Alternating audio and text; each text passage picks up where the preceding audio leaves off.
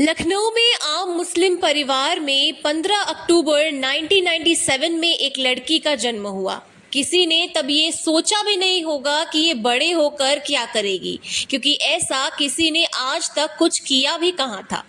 रूढ़िवादी परिवार में जन्मी इस लड़की की 3 बहनें और एक भाई हैं।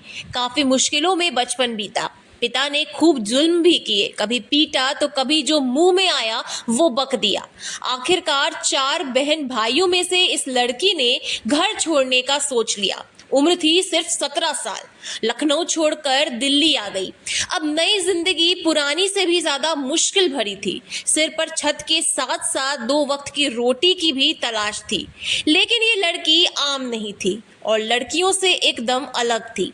इसने गुजारे के लिए भी कभी कॉल सेंटर की नौकरी करनी पड़ी तो कभी ट्यूशन पढ़ाती थी।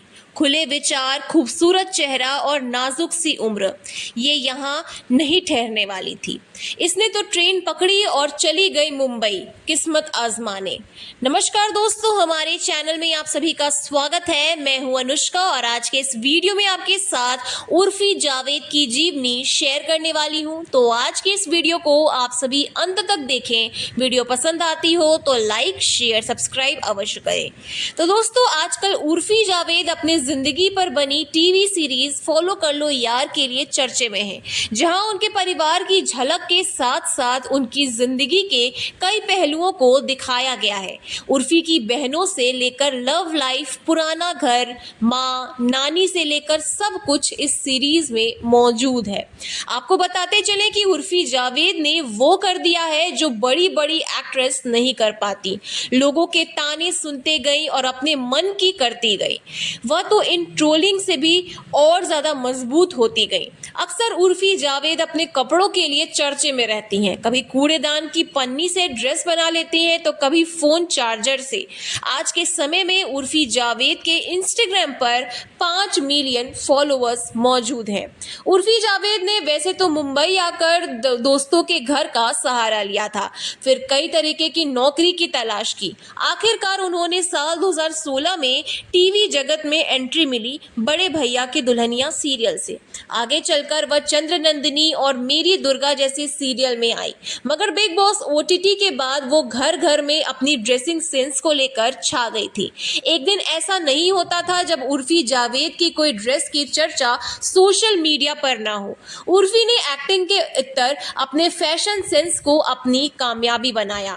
साल 2022 में उर्फी जावेद गूगल पर एशिया में सबसे ज्यादा सर्च की जाने वाली हस्तियों में से शामिल हो गई। इस लिस्ट में जानवी कपूर, सारा अली खान और दिशा पाटनी भी शामिल थी। हालांकि समय समय पर उर्फी जावेद को लेकर विवाद भी हुए हैं। कभी उन्हें भद्दे कमेंट्स का सामना करना पड़ा तो कभी न्यूडिटी के चलते शिकायत भी सुननी पड़ी। साल 2021 में उर्फी जावेद ने अपने परिवार को लेकर बातचीत की थी, जहां उन्होंने बतलाया था कि रूढ़िवादी मुस्लिम परिवार से आती हैं। आए दिन लोग सोशल मीडिया पर उन्हें कपड़ों के लिए जमकर ट्रोल भी करते हैं। इतना ही नहीं, कुछ तो धर्म का वास्ता भी दे देते हैं। उन्होंने कहा है कि मैं किसी धर्म में विश्वास नहीं रखती हूँ, ना ही मैं इस्लाम फॉलो करती हूँ। मेरा बस चले तो मैं मुस्लिम आदमी से शादी भी नहीं करूंगी। इसके अलावा उन्होंने ये भी बतलाया कि वह भगवत गीता भी पढ़ती हैं। आपको बताते चले कि ह्यूमन्स ऑफ बॉम्बे को दिए गए एक इंटरव्यू में उर्फी जावेद ने पिता द्वारा टॉर्चर किए जाने की बात की थी। उन्होंने बतलाया था कि वह मात्र 17 साल की उम्र में लखनऊ से दिल्ली भाग गई थी। उनके पिता उन्हें बहुत ज्यादा पीटा करते थे, तब तक मारा करते थे जबकि इंसान बेहोशी क्यों ना हो जाए। उनके मन में इन टॉर्चर से परेशान होकर सुसाइड के थॉट भी आया करते थे। खुद की टीवी सीरीज में भी उर्फी जावेद के परिवार को लेकर दिखलाया गया है, जहां उनकी तीनों बहनें भी बतलाती हैं कि कैसे उनके पिता की वजह से उनका बचपन काफी मुश्किलों में बीता।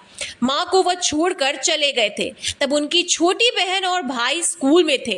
वह बेटों को कोई चाहत रखते थे। अब उर्फी के पिता ने दूसरी शादी भी कर ली है। फॉलो कर लो यार में एक सीन है जहां दिखाया जाता है कि उर्फी जावेद अपने पेरेंट्स का तलाक करवाना चाहती हैं। वह लखनऊ में वकील से भी मिलती हैं, मगर उनकी बहनें ये देखकर दंग रह जाती हैं कि वह कैसे माँ की जिंदगी का फैसला ले सकती हैं। फिर उर्फी बताती हैं कि माँ पिता पिछले कई सालों से साथ नहीं रहे हैं। माँ ने काफी कुछ अपने जीवन में झेला है।